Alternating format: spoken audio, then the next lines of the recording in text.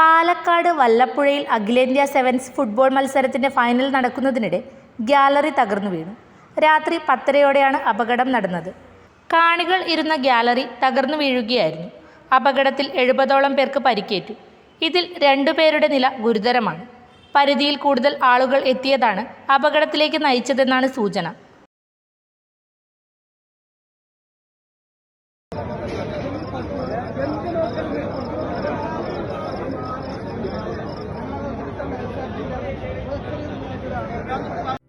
Kollamparambil borewells, Cherupuzha കുഴൽ കിണറുകൾ ഏറ്റവും കുറഞ്ഞ നിരക്കിൽ നിർമ്മിച്ചു നൽകുന്നു.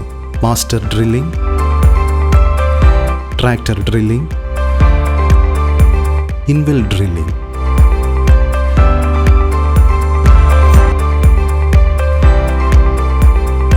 കുഴൽ കിണറുകൾക്ക് കമ്പ്യൂട്ടറൈസ്ഡ് സ്ഥാനനിർണ്ണയം. കേരള സർക്കാർ അംഗീകൃത ഏജൻസി.